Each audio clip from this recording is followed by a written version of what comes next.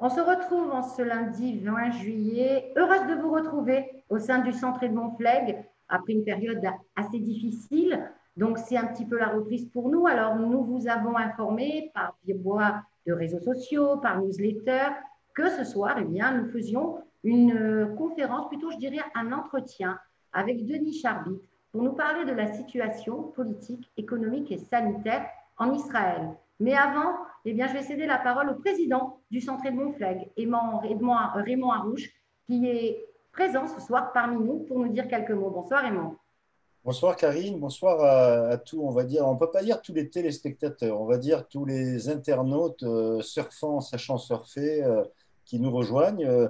Moi, je voulais rapidement dire que, et je l'ai écrit d'ailleurs, qu'on était très heureux de redémarrer nos activités. Vraiment, on a la chance ce soir de recevoir Denis Charbit, que Karine va présenter bien sûr suite à mon intervention. Donc, pour nous, c'est une période qui nous permet de nous réinventer. C'est les côtés positifs de ce qu'on a vécu sur le Covid.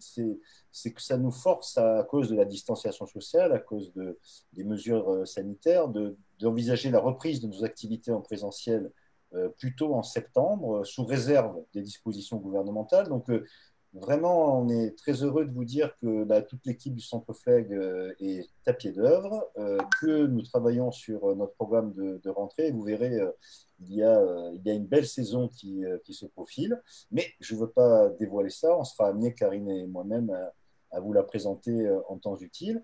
Donc, vraiment, bonne conférence. Je rajouterai que nous sommes très heureux aussi d'avoir cette rencontre qui va nous permettre d'en savoir un peu plus, de mieux ressentir, de mieux comprendre cette réalité de cette société israélienne qui est notre pays si cher à notre cœur. Et je crois pouvoir dire que les conséquences du Covid économique, elles ont exacerbé les différentes fractures sociales. C'est vrai en France, mais c'est sans doute vrai aussi en Israël. Et je pense que c'est un thème que vous aborderez. En tout cas, merci d'avoir accepté notre invitation, Denis Charbit, et bonne conférence à toutes et à tous. Merci beaucoup Raymond. En tout cas, si tu veux rester avec nous, si tu as envie de poser une question tout au long de l'entretien, c'est avec plaisir. Alors Denis Charbit, je vais vous présenter, si vous le voulez. Vous êtes professeur de sciences politiques dans le département de sociologie, sciences politiques et communication à l'Open University d'Israël à Ranana. Alors vos recherches, elles portent sur le sionisme et l'État d'Israël, d'une part, mais également sur l'histoire intellectuelle de la France au XXe siècle. Alors, vous avez contribué à écrire beaucoup de livres, notamment Israël et ses paradoxes, mais également Qu'est-ce que le sionisme? Vous avez aussi fait des ouvrages, participé à des ouvrages collectifs. On vous a vu dans beaucoup d'articles. Et moi, personnellement, la première fois que j'ai eu le plaisir de vous rencontrer, j'avais 20 ans, puisque je faisais partie de l'UEJF et que j'ai fait partie des gens que vous avez formés quand on venait faire nos séminaires en Israël. Donc, ça me fait d'autant plus plaisir de vous retrouver ce soir, Denis Charbit. Alors, si vous le voulez, ce soir, on va évoquer la situation, comme disait Raymond, sanitaire, économique, politique, parce qu'on voit à travers les articles, à travers beaucoup de choses, qu'il y a beaucoup de choses qui secouent la société israélienne en ce moment. Si vous le voulez, on va commencer par la situation sanitaire. Et avant d'en parler, Denis Charbit, comment vous et vos proches allez-vous?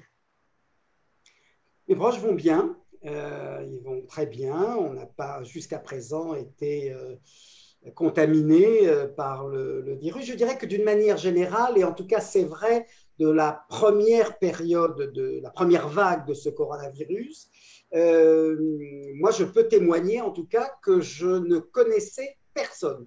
Voilà.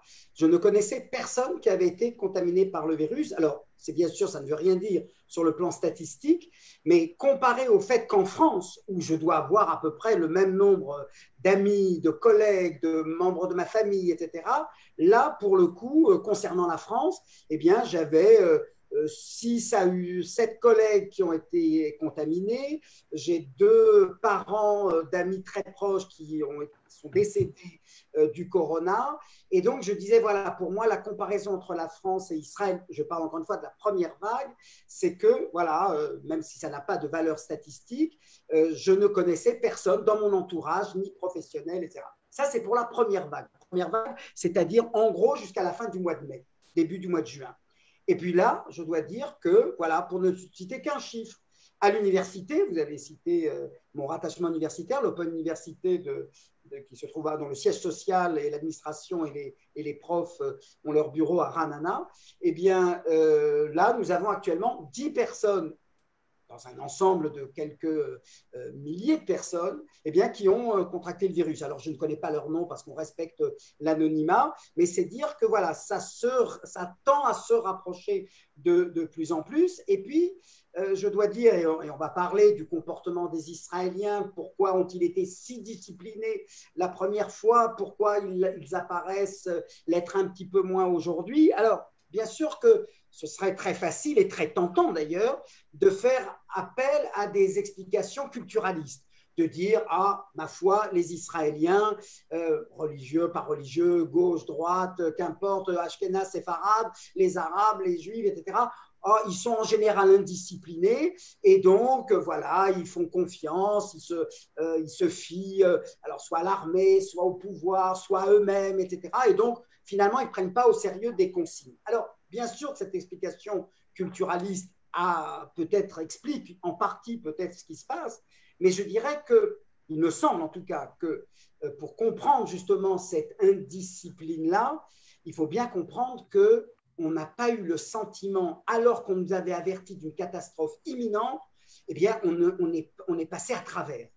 Et je dirais donc que de ce point de vue-là, c'est vrai que le retour à l'ordre, le rappel à l'ordre, qu'on entend très fortement aujourd'hui, eh bien, il n'a pas pris, je dirais, cette même densité qu'il peut prendre ailleurs, parce qu'on a un peu le sentiment, alors attention, sans tomber absolument dans aucune thèse conspirationniste, mais c'est vrai que alors, bien sûr, vous allez toujours trouver certains qui sont très inquiets, d'autres qui ne le sont absolument pas et qui vous disent que tout ça, c'est une petite grippette, etc. Mais laissons tomber les extrêmes. On va dire que de manière générale, la majeure partie de la population israélienne, d'un côté, elle comprend bien qu'il y a un virus et que c'était problématique et que voilà, ça paralyse la vie économique, on en dira un mot tout à l'heure. Mais en gros, on est passé à côté parce que fin mois de mai, par exemple, le chiffre, je l'ai vérifié tout à l'heure, était de 300 morts. Voilà. Alors que je vous rappelle que le premier discours de Benjamin Netanyahou, c'était nous allons assister à une épidémie, à une pandémie, comme on dit, qui va faire des milliers de morts. Alors, tant mieux, bien sûr, qu'on l'ait surmonté, mais c'est vrai que du coup, on s'est dit, il y a quelque chose, c'est pas, encore une fois, il n'y a pas de conspiration, c'est pas, etc. Tout ça, on n'y adhère pas, mais en gros, on sait qu'il y a un problème, mais on n'a pas eu, à cause de notre expérience durant le mois de mars, avril et mai, que la catastrophe est partie de notre passé. Et je pense que ça conduit, effectivement, ça a inspiré, alors si on y ajoute l'indiscipline dont je parlais tout à l'heure, eh bien, c'est vrai que ça a conduit au fait que, alors si les mariages étaient tolérés à 250, s'il y en avait 300 ou 350, ce n'était pas très grave. On a beaucoup mis en cause d'ailleurs des hommes politiques de tous bords d'ailleurs, qui eux aussi n'ont pas véritablement respecté les consignes. Et je crois que plutôt que de blâmer les Israéliens, il faut comprendre qu'ils n'ont pas eu, et tant mieux encore une fois, mais ils n'ont pas eu une expérience aussi tragique qui fait qu'on aurait tous intériorisé le danger. Alors, et de ce point de vue-là, je dirais que ce qui se passe depuis une quinzaine de jours est très important et très significatif. C'est que là, on a vu une courbe monter en flèche. C'est effectivement le nombre de gens qui ont contracté le virus, puisqu'aujourd'hui, on est passé à 1100, 1200, 1300, voire 1500 par jour, ce qu'on n'avait jamais eu, ni en mars, ni en avril, ni en mai. Et là, donc, du coup, je pense que ça a une valeur d'avertissement dans la mesure où les gens se disent, OK, on n'a pas encore, le nombre de morts est encore au-dessous de 400, donc voilà, il y a eu un petit peu plus, mais ça reste toujours à peu près la même population. Mais comme on voit quand même le chiffre de ceux qui ont été contaminés monter en flèche, qui en sortent pour la plupart. On a 5% aujourd'hui de personnes qui décèdent du coronavirus parmi ceux qui ont été contaminés. Alors, je dirais que, voilà, parce que je ne suis pas là pour alarmer les gens, ni au contraire, si je peux vous rassurer, eh bien, je vous rassure en disant que aujourd'hui, on est beaucoup plus discipliné. J'ai pris un café tout à l'heure, je suis rentré sans le masque, on m'a tout de suite dit votre masque. Je l'avais dans la poche, hein, il n'était pas loin. Mais voilà, subitement, j'avais oublié de le mettre. On m'a tout de suite rappelé à l'ordre et je l'ai fait. Et effectivement, tous autour de moi le portaient, sauf au moment, bien sûr, de manger. Donc voilà, je dirais que de ce point de vue-là, même si la crise nous a surpris par sa vigueur, par un retour aussi proche, on parlait de l'hiver, on parlait de l'automne, on ne parlait pas de l'été et même pas le début d'été, puisque déjà depuis fin juin, on a déjà été alerté. Donc je dirais que de ce point de vue-là, on a la chance, si je puis dire, d'avoir un second avertissement, cette fois-ci qui s'appuie au moins sur le fait qu'il y a beaucoup plus de gens qui sont contaminés aujourd'hui, mais ceci, en même temps, ouvre énormément de conséquences, alors pas seulement sanitaires, mais de conséquences économiques et également des conséquences politiques. Et ça, je serai bien sûr appelé à en parler, puisqu'on va procéder donc dans l'ordre par le sanitaire, l'économique et le politique ensuite. Mais c'est vrai que, je dirais, nous sommes dans une situation, si j'ose dire, privilégiée. Alors, pas privilégiée dans la mesure où on est peut-être sans doute les premiers à vivre une deuxième vague de coronavirus, mais à un moment où c'est encore maîtrisable et maîtrisé parce que ça se situe au niveau des personnes contaminées, pas au niveau des personnes décédées et pas non plus au niveau des personnes en réanimation. Et je dirais que, alors, ça peut paraître très confus comme discours, mais d'un côté, on a des discours qui sont alarmistes, c'est vrai, mais c'est vrai que des autorités médicales, de quelques-unes d'entre elles, on a des discours beaucoup plus sereins.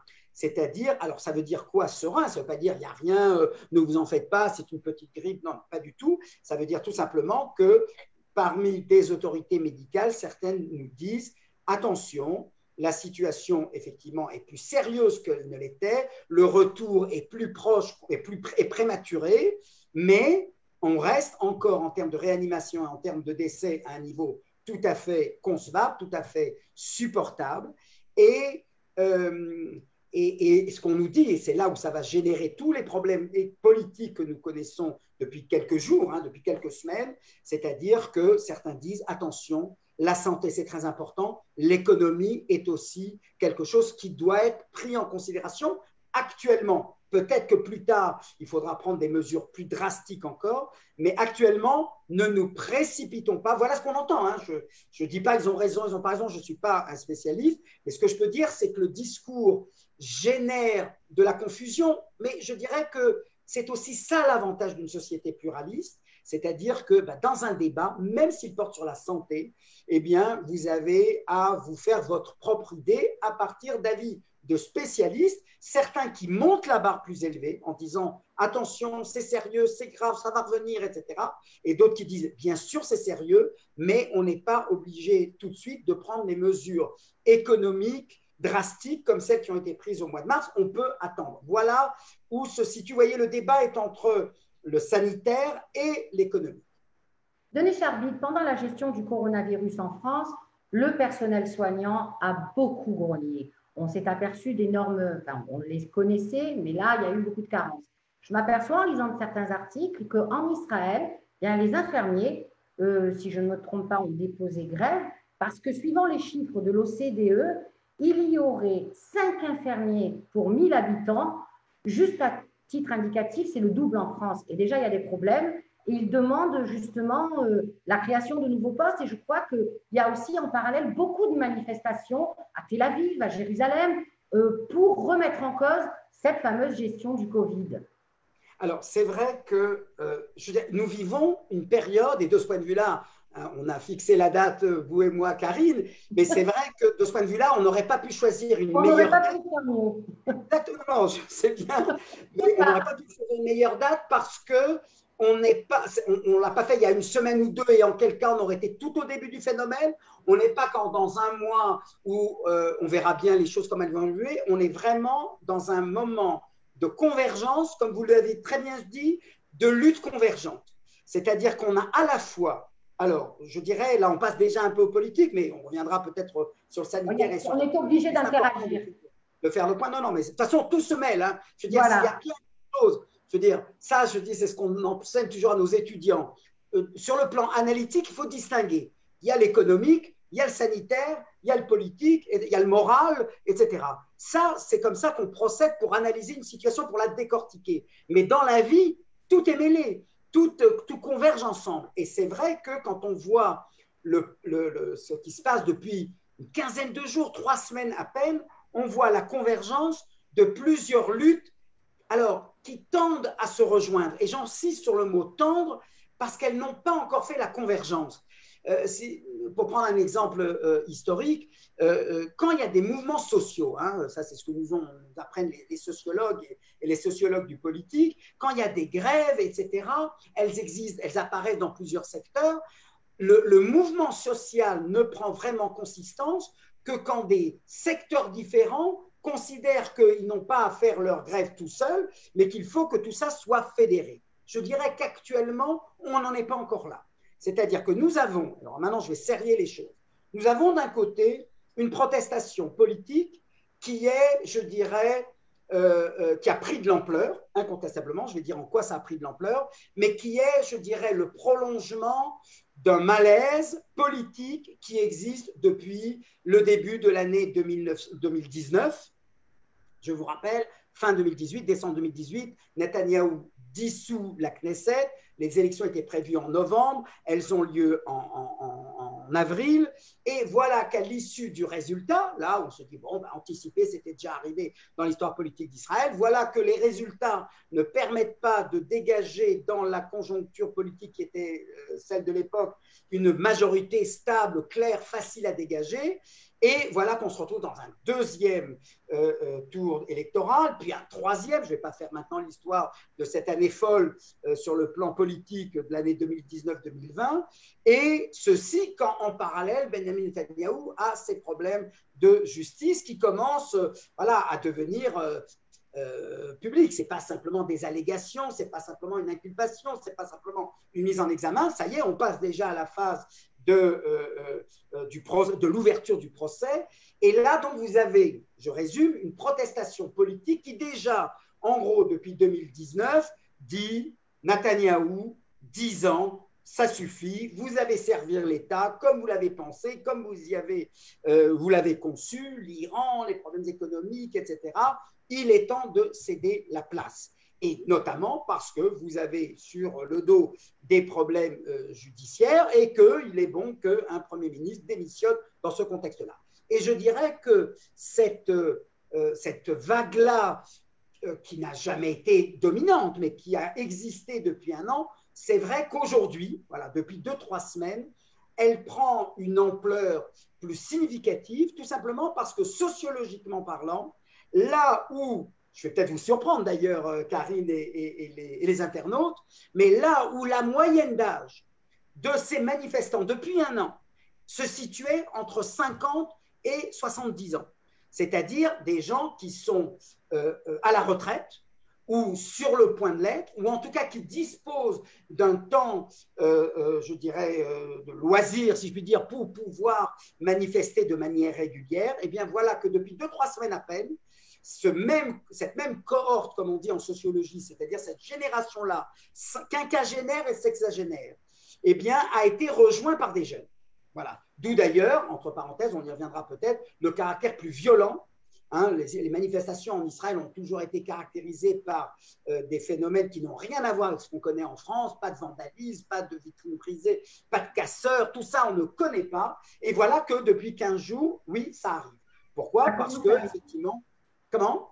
J'ai dit ça commence à arriver en Israël, puisqu'on a vu des photos. Parce que précisément, ces quinquagénaires, sexagénaires qui ne peuvent pas concevoir de faire quoi que ce soit qui déborde sur quelque chose qui relève de la casse, de la violence, etc., eh bien, ont été rejoints par des gens. Voilà la première vague. La deuxième vague, et c'est celle-là qui est très significative, c'est celle-là qui a donné de l'ampleur, même si elles n'ont pas convergé.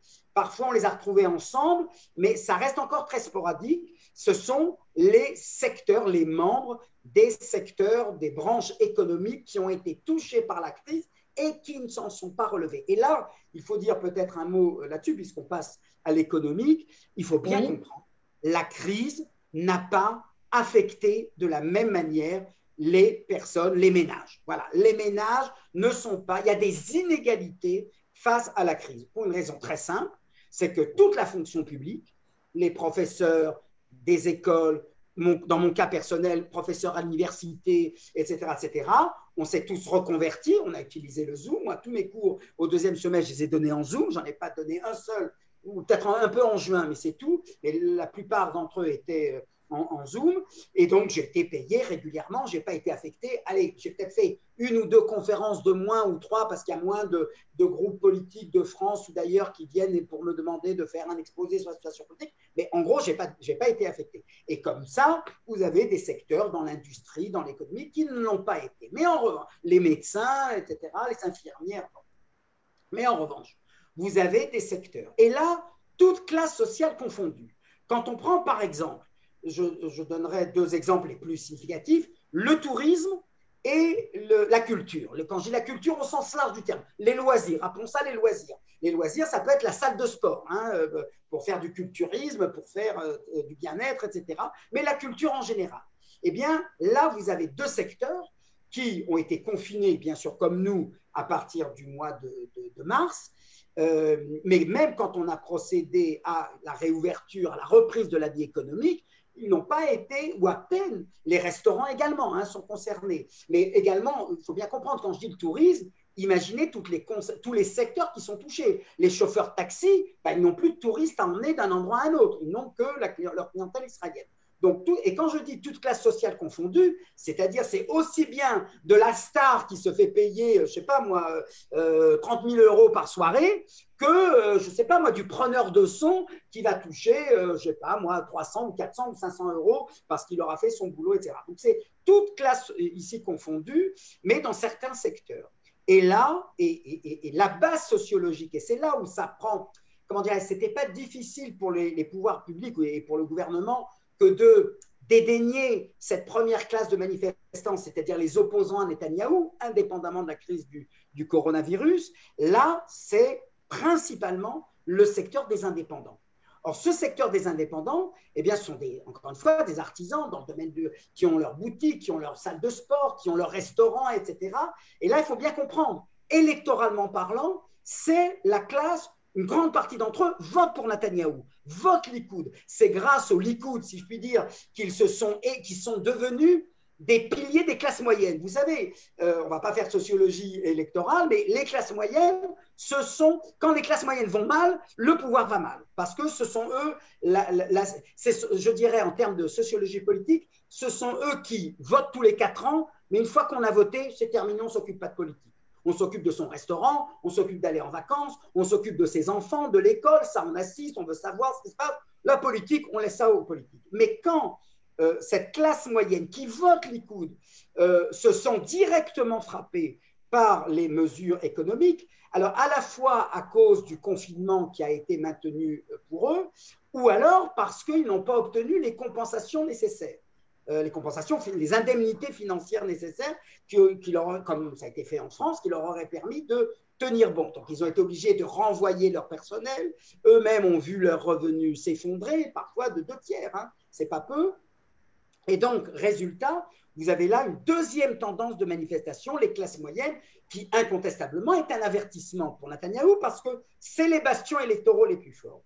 Et puis, vous avez le troisième secteur, là je fais allusion à ce que vous disiez dans votre question, Karine, c'est les professions qui estiment qui ont été, alors pas au chômage, elles n'ont pas été licenciées, mais qui, eux, portent sur eux, ou j'ai envie de dire sur elles, parce que là, pour le coup, la féminisation justifie qu'on parle au féminin, qui ont porté sur elles le poids des 4 derniers mois. Et les 2 secteurs, c'est quoi? Ce sont les infirmières, d'un côté, et de l'autre côté, et ça on n'en parle pas assez, mais c'est très grave, les travailleurs et les travailleuses sociales et sociaux et sociales.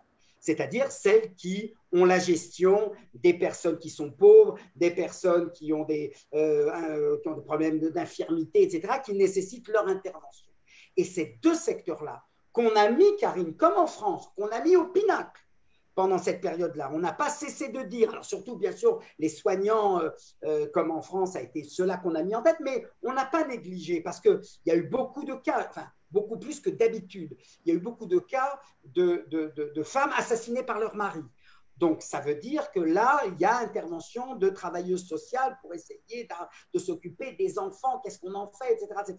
C'est clair que cette situation-là, quand on est une classe moyenne, bon, ben, on n'est pas confronté à ce type de situation-là. Quand on habite dans un appartement de 90 ou 100 mètres carrés, mais quand on est confiné dans un appartement de 30 ou 40 mètres carrés avec 4, 5 ou 6 enfants, vous imaginez à quel point c'est pénible. Eh bien, ces deux secteurs-là, les travailleuses sociales et les infirmières, ont décrété grève. Aujourd'hui, c'était le tour des infirmières. Les travailleuses sociales ont décrété il y a déjà plus d'une semaine.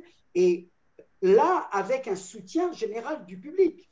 Il faut bien comprendre, aujourd'hui dans les hôpitaux, ça fonctionnait comme le Shabbat, c'est-à-dire fonctionnement minimal. Des tas d'opérations ne sont pas faites. Vous n'avez pas entendu de protestation publique en disant comment, l'argument consistant à dire mais comment vous faites ça au pire de la crise avec ce retour du coronavirus? Non, parce que tout le monde a pensé, tout le monde a considéré que s'il y a bien une chose, il y a bien deux secteurs qui doivent être aujourd'hui entendus, c'est le secteur des travailleurs sociales, des travailleuses sociales et des infirmières d'un côté, et de l'autre, les indépendants.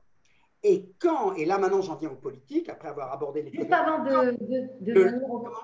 Denis, juste avant d'arriver aux politiques, là vous nous avez dépeint un tableau qui était quand même assez dur. On sait que pendant la première vague, à la fin de la première vague en Israël, le taux de chômage avait déjà pas mal monté. Là, l'Agence israélienne pour l'emploi a indiqué dimanche dernier que ça allait encore augmenter. Peut-on craindre le pire?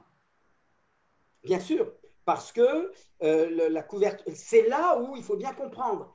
Israël a une politique sociale, Israël maintient un État-providence, mais avec de plus en plus de secteurs qui ont été libéralisés. Et cette protection sociale, qui s'est traduite par exemple par le fait, alors ce n'est pas qu'il n'y a pas d'une allocation de chômage, bien sûr qu'il y a une allocation de chômage, mais elle est pour 6 mois. Elle n'est pas d'un an et elle n'est pas reconductible, etc. Et donc, c'est vrai que là où on pouvait, parce qu'on était dans le plein emploi, on sait que le taux de chômage en Israël était autour de 3-4% à peine. Donc, en gros, celui qui veut travailler peut travailler. Alors, ça peut être précaire, ça peut être... Il y avait beaucoup de choses à critiquer, même dans cette situation de plein emploi, mais globalement, il y avait de l'offre et la demande donc arrivait à être satisfaite. Mais là, du coup, c'est là qu'on se rend compte pourquoi on pouvait se permettre, si je puis dire, une protection sociale au rabais, c'est-à-dire pendant 6 mois seulement, parce qu'on sait qu'au bout de 6 mois, on pouvait déjà trouver un autre emploi.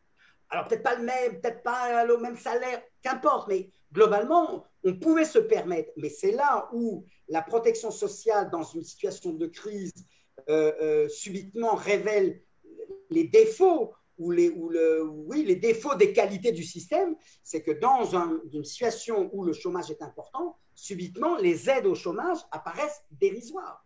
Elles apparaissent dérisoires et elles le sont.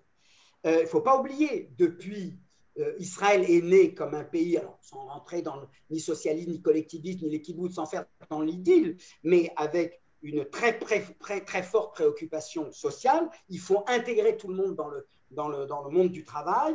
Depuis les années 90, gauche et droite confondues, la mondialisation, l'ouverture d'Israël sur la mondialisation, ça a concerné tous les gouvernements, tout le monde en porte la responsabilité. Dans une situation où on est bénéficiaire de la mondialisation, ça marche et ça ne pose pas de problème. Dans une situation comme celle que nous connaissons aujourd'hui, là, pour le coup, on se rend compte à quel point la société israélienne est fragilisée. On parle de chômage chez les jeunes, c'est vrai, mais ils finissaient par trouver un emploi. Le seul problème qui était difficile à résoudre depuis une vingtaine d'années, c'est les seniors. Ceux qui sont au chômage à partir de 55 ans et qui partent au chômage à l'âge de 67, les chiffres n'étaient pas très éloquents.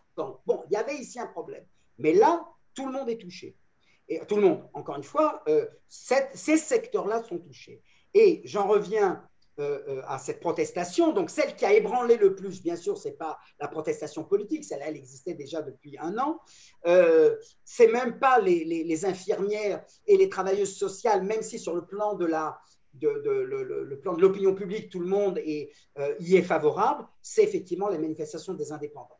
Et la réponse qui a été donnée a consisté à dire, c'était Netanyahou le lendemain, la manifestation était le mardi, le mercredi matin, mercredi soir, conférence de presse de Netanyahou pour annoncer qu'il débloque 6 milliards de shekels qui va être distribué selon le principe très à gauche d'ailleurs, Benoît Hamon en aurait été très fier, le revenu universel, puisque Netanyahou a déclaré que chaque individu célibataire touchera 750 shekels, c'est environ près de 200 €, chaque famille 2000 shekels, un enfant 500 shekels de plus, deux enfants 500 shekels de plus, etc. etc.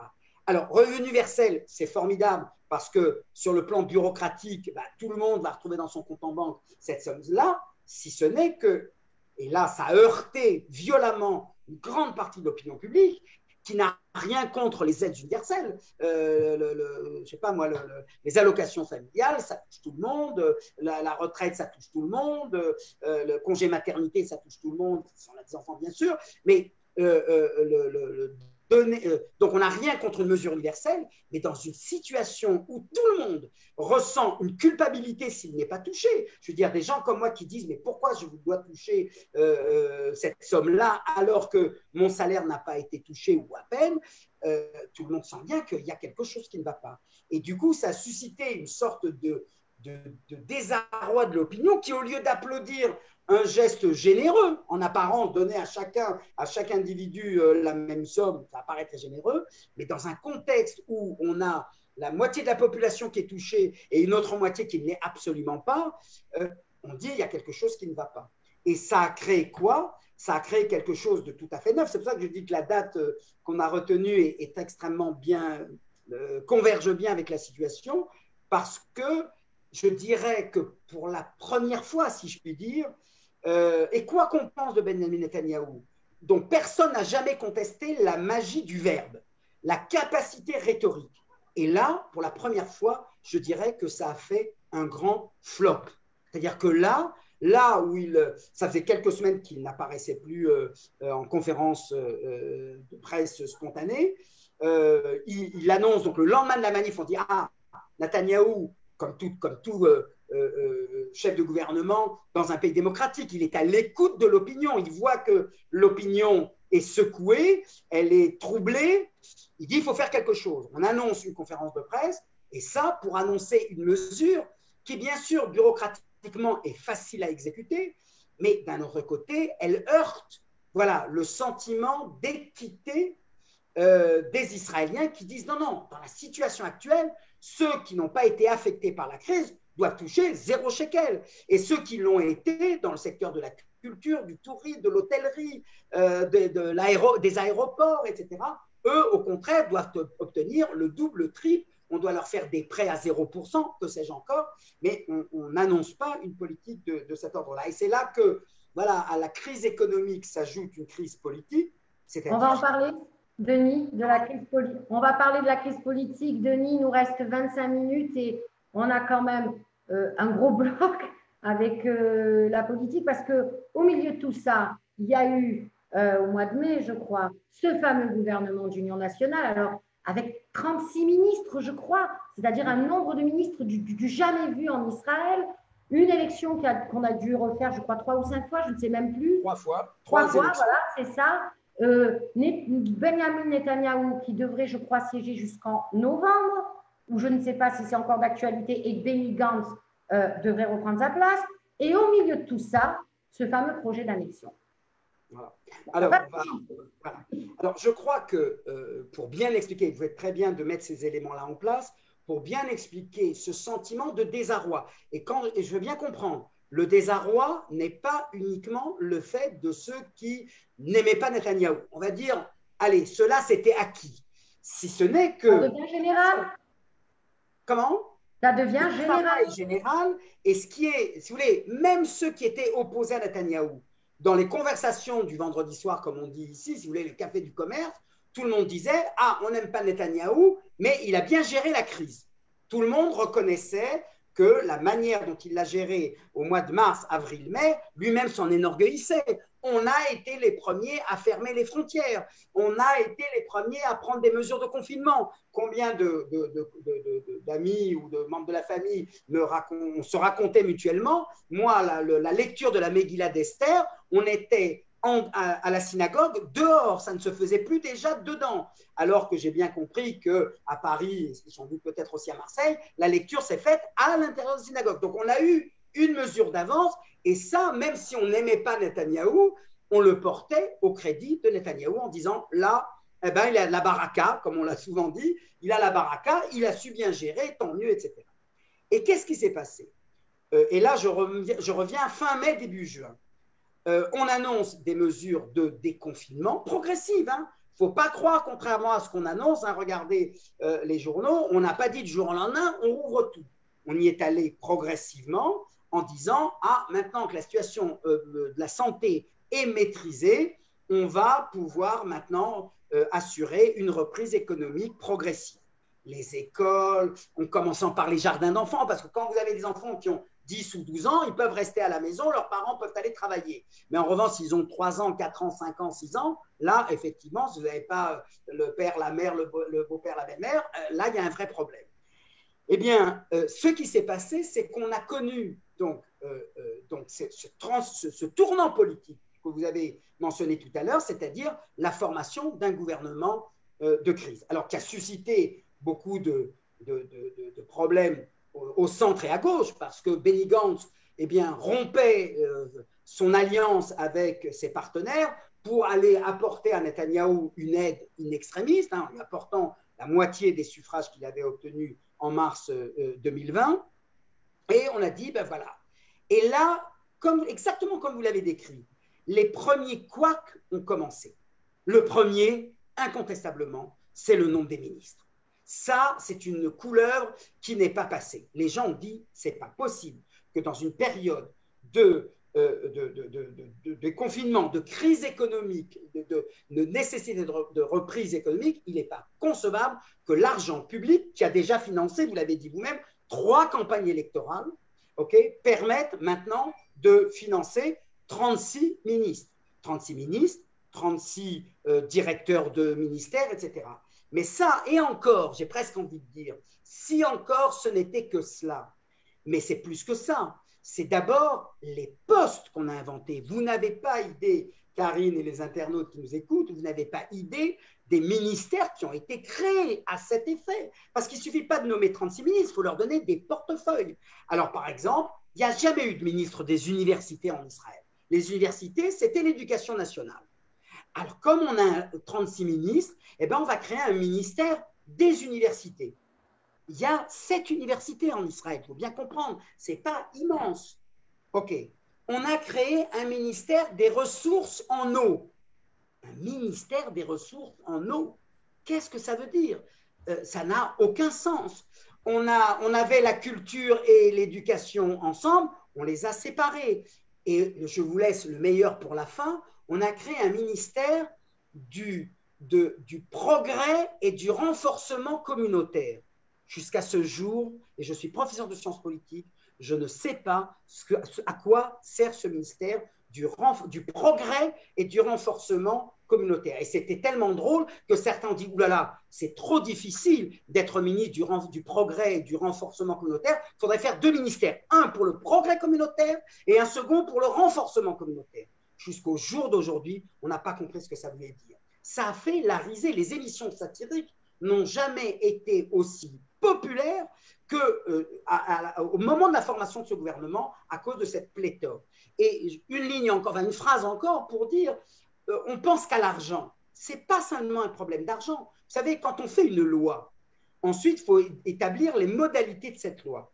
Pour établir les modalités d'une loi, vous ne pouvez pas ne pas réunir tous les ministères concernés.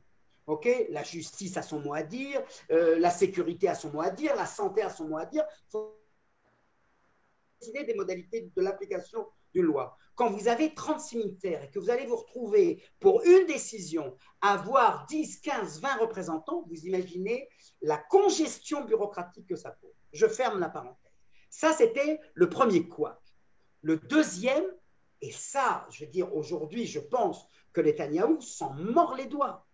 Netanyahou a demandé au président de la commission parlementaire des finances, qui est la commission avec la sécurité, la défense et les affaires étrangères, tout ça c'est une même commission, la plus importante. Il y a les finances et défense, sécurité et affaires étrangères. C'est les deux grosses commissions parlementaires les plus importantes du Parlement. Pourquoi? Parce que tout ce qui concerne le budget passe par la commission des finances. Vous savez qu'est-ce qui était à l'ordre du jour il y a 15 jours, hein, je pense, ce n'est pas 15 jours, c'est 3 semaines. Qu'est-ce qui était à l'ordre du jour? La demande de Netanyahou de ne pas payer d'impôts pour l'année 2019, etc. Et là, vous vous dites, ils sont tellement coupés. C'est-à-dire, il n'y a pas une personne pour leur dire, attendez là, c'est peut-être pas le bon moment là de mobiliser la commission des finances. Et pourquoi j'insiste là-dessus avec gravité? Parce que à cause de la crise politique de décembre 18, puisque pendant plus d'1 an et demi, on a eu 3 tours électoraux. Ce n'est pas simplement, encore une fois, l'argent que coûtent les élections et que coûte la propagande électorale, c'est le fait que nous n'avons pas voté depuis 2018 un budget national.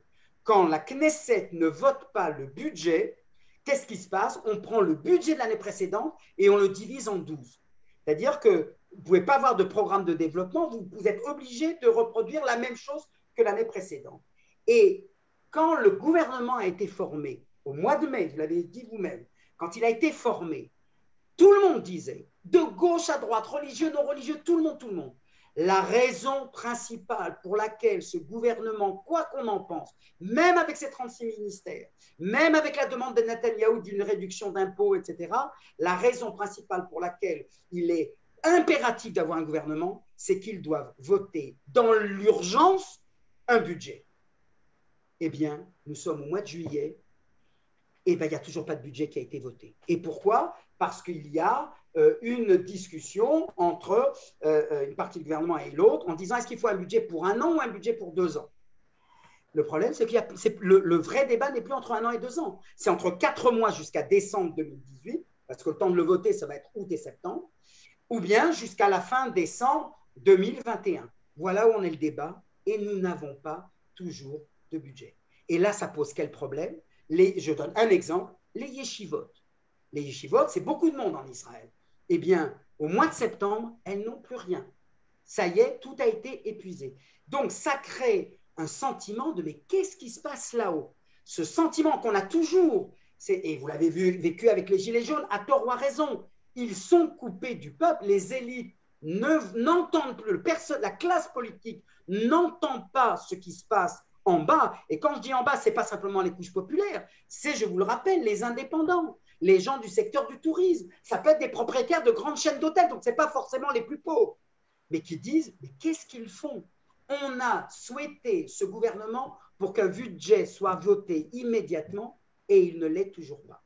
Voilà ce qui a conduit à une sorte de protestation Alors, les manifestations ne sont pas des millions de personnes comme en 2011, pour une raison très simple, c'est que les consignes sanitaires sont telles que les gens se méfient d'aller se rassembler. Mais on sent bien une chose, et c'est là où il y a une sorte de renversement presque tragique de la situation. Là où en mars, avril et mai, on avait le sentiment d'être gouverné, aujourd'hui, on a le sentiment, à tort ou à raison, peut-être qu'on se trompe, peut-être qu'ils font leur travail, mais le courant ne passe plus. Et quand le courant de haut en bas n'est pas, ça c'est le b.a.-ba de la science politique, quand le courant de A vers B, de haut vers le bas, ne passe plus, quand ce qui remonte de bas vers le haut, c'est on ne vous comprend pas, on ne vous entend plus, effectivement, on a le sentiment qu'on vit une période, je dirais, presque inédite, certainement depuis 10 ans. Il y a eu la protestation sociale de 2011, mais il n'y avait pas de rupture. là, il y a un sentiment de méfiance. Là, en 2011, on disait écoutez notre plainte et adaptez-vous à nos revendications. Et ça a été partiellement entendu. Là, on a le sentiment que chacun doit agir comme il l'entend. Et on l'a vu, je donnerai un dernier exemple et je vous repasse la parole, les décisions qui sont prises dans un sens et dans un autre. Vendredi matin, jeudi soir, on annonce que les restaurants doivent fermer du jour au lendemain. Et les restaurateurs qui vous disent, mais attendez là, aucun d'eux n'a jamais travaillé dans un restaurant. Là, on a ouvert pour vendredi et samedi. On a toute la nourriture pour 2-3 jours. Qu'est-ce qu'on fait avec cette nourriture-là? On la distribue, on la vend au prix de gros, etc. On doit renvoyer nos travailleurs du jour au lendemain. Un restaurant ne fonctionne pas comme une autre institution. Résultat, protestation, vendredi midi, le gouvernement annonce qu'ils ont jusqu'à mardi, demain jusqu'à 5 heures du matin. OK. Et même chose, mais nous, on a renvoyé tout le monde. La nourriture, on a dit non, on ne veut pas les stocks pour… Voilà. Et ça, ce sentiment que les décisions sont prises, l'une et son contraire, et tout ceci, comment dirais-je, véhicule un sentiment que cette maîtrise qui a été, je dirais d'une certaine manière, la marque de fabrique de Netanyahou, eh bien là, elle commence à faillir. Alors, à cause du problème judiciaire. Voilà, tout ça, il faut poser la question. Denis, parce qu'il nous reste malheureusement que 10 minutes et le temps est précieux et très intéressant avec vous. On va parler de l'annexion. J'ai 2 questions à vous poser sur l'annexion. Après, bon, vous m'y répondrez. Concernant donc ce projet, est-ce que cette annexion risque-t-elle qu'il y ait une reconsidération du traité de paix qui avait été signé avec la Jordanie? On se rappelle, en 1994, je crois que c'était entre Yitzhak Rabin et le roi Hussein de Jordanie. Deuxième question, est-ce que cela remettrait en cause bien, la coopération qu'il y avait entre l'armée israélienne et l'autorité palestinienne pour combattre le Hamas et le djihad islamique?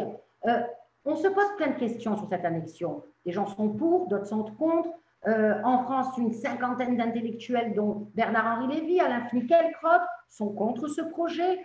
Est-ce que vous pensez… Alors, vous pouvez répondre à ces questions. Et est-ce que vous pensez qu'il va finalement voir le jour? Parce que c'était prévu, je crois, pour le 1er juillet.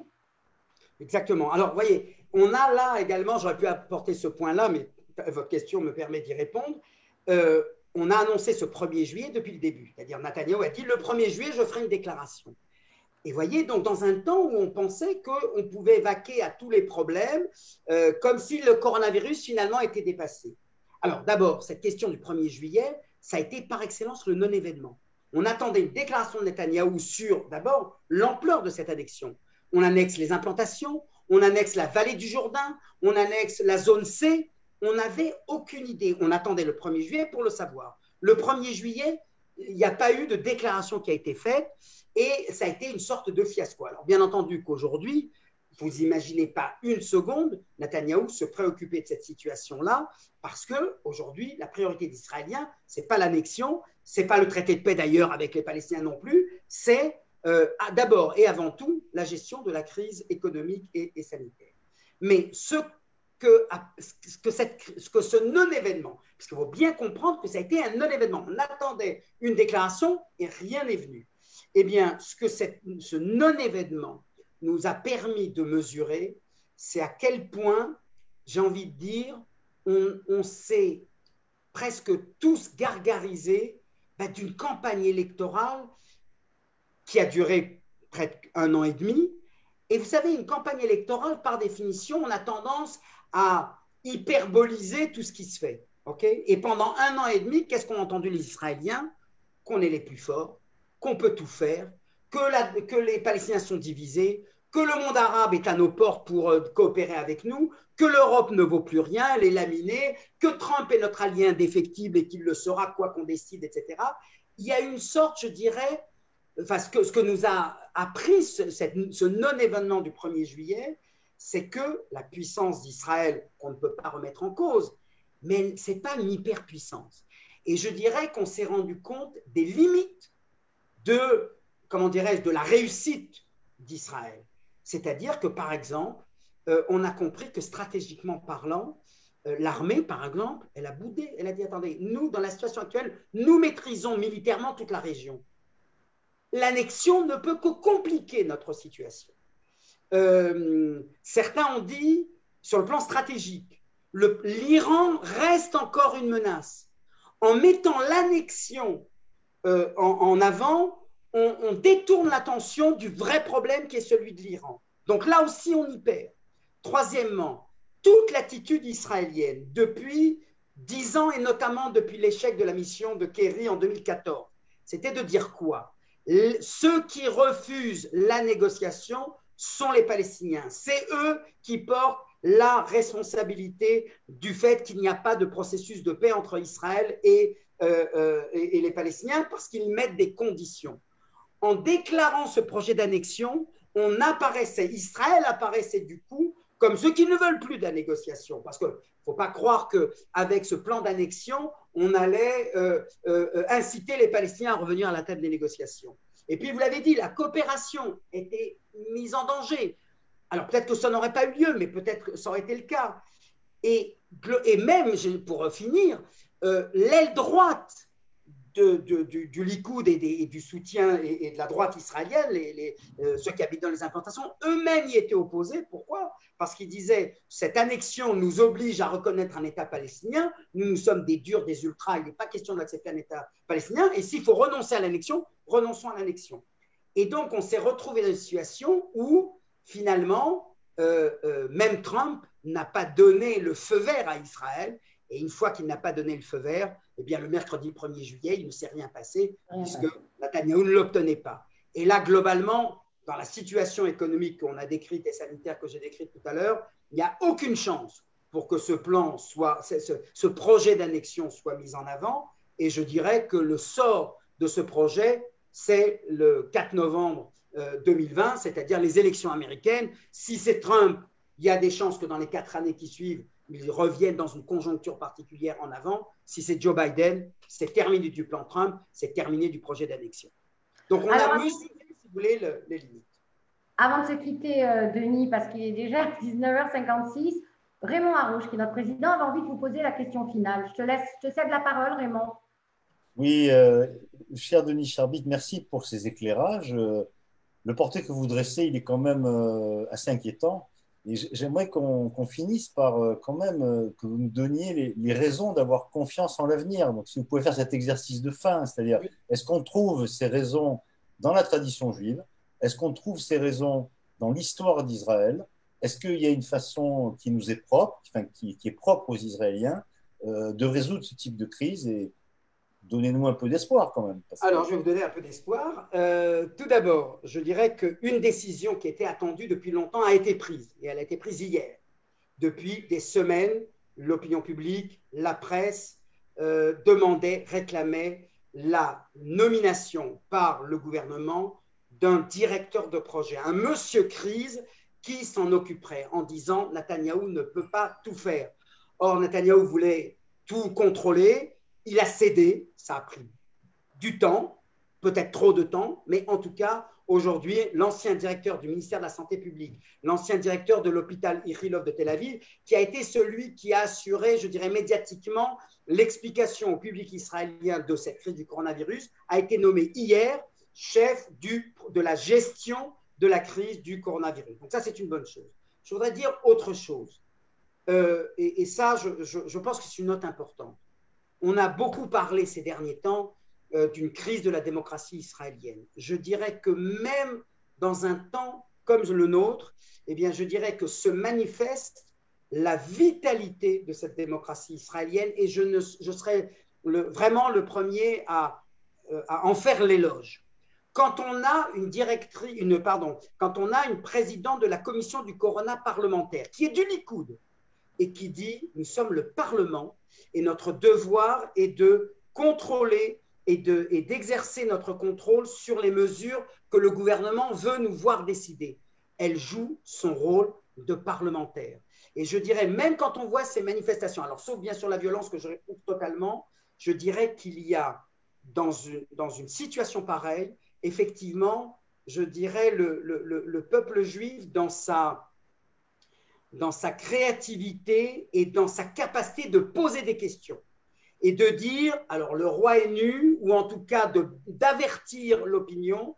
Et ça, je pense que par rapport à tous ceux qui prophétisent en disant Israël, c'est plus que c'était, etc., moi, je trouve des leçons de confiance, d'espoir et de courage, parce que je vois à quel point nous sommes tous animés par le souci de voir Israël surmonter cette crise. Alors, ça se fait à l'israélienne.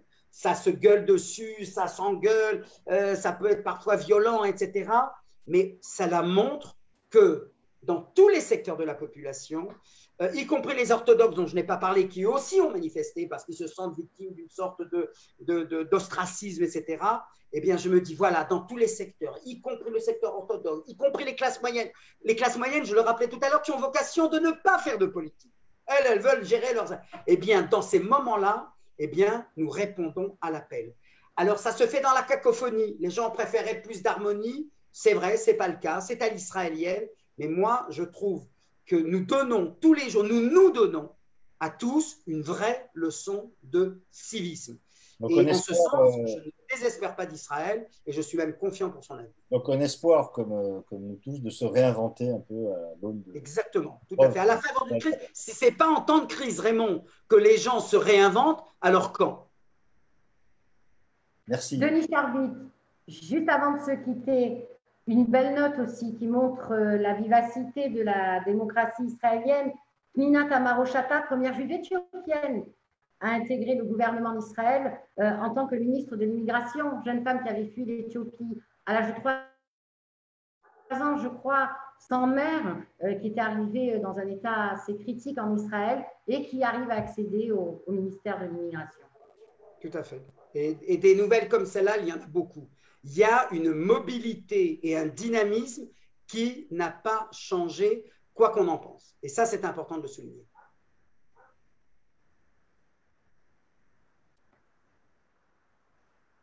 Merci, Karine. Merci beaucoup. Eh bien, en tout cas, Denis Charbit, je vous remercie. Merci à tous les internautes. Et merci infiniment. Comment? On ne t'entendait pas, Karine. Oui, excusez-moi, j'ai eu un petit bug de direct. Je vous remercie infiniment, Denis Charbit. À très, très bientôt, en espérant bien, pouvoir vous recevoir physiquement d'ici peu à Marseille. Merci. Merci encore. Quelque chose? Merci encore et on continue nos activités en virtuel et d'ailleurs on les prolongera, parce que c'est ça, se réinventer aussi, c'est de se dire que même en septembre, on continuera à faire des conférences Zoom, parce que c'est un moyen aussi pour le Centre FLEC de toucher de nouveaux publics. Et donc, on fera ce qu'on appelle c'est à la fois du physique et du virtuel. Donc, on répondra présent, en tout cas, sans oublier notre mission de lien social. Donc, on espère bien que les conditions sanitaires nous permettront de recommencer nos activités dans nos murs. En tout cas, merci à Karine, merci Denis d'avoir accepté notre invitation, et merci à tous les internautes d'être présents. Vous êtes nombreux ce soir et on peut en être très heureux. Merci. Merci beaucoup. Merci à tous, merci Raymond, merci Denis. Prochain Zoom pour le centre de Montflex, ça sera fin juillet avec Eva Ilouz qui sera présente. Merci. Au revoir. Merci beaucoup. Au revoir.